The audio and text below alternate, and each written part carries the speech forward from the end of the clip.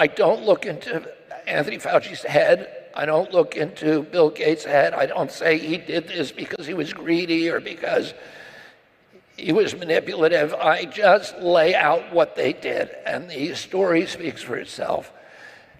And, you know, it's a story of really of people involved in really terrible, terrible, immoral, homicidal, criminal behavior.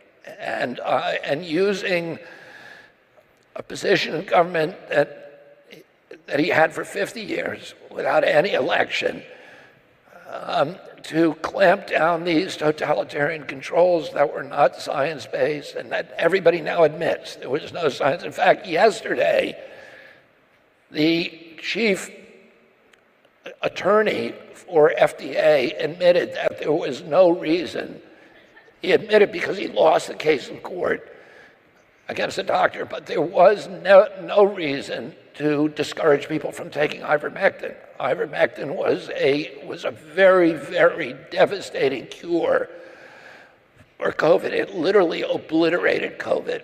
And, you know, by depriving people of ivermectin, many people, millions of people around the globe died. And they didn't need to. There were cures for COVID from day one, and very effective cures. Right. But they didn't want that. They wanted the vaccine only.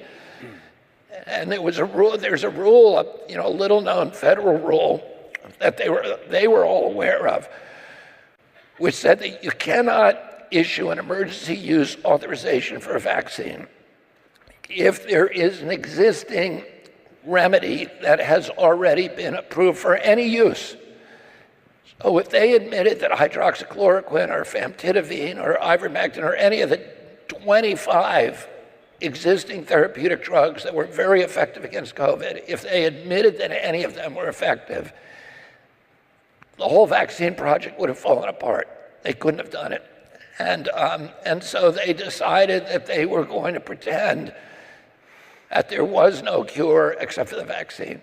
And they gave people a product that was not properly tested, and then now you have a whole generation of kids that has now, you know, got myocarditis, these terrible heart problems in young athletic boys. You're seeing so many kids now drop dead on playing fields. Right. And that we never saw anything like this before. On average, it was, I think, 29 a month globally, athletes who died on the field. And we were getting down to hundreds a month now. Right. And it's, you know, and there still has to be a reckoning. The mainstream media hasn't caught up with the science. But the science is out there now, and it's devastating.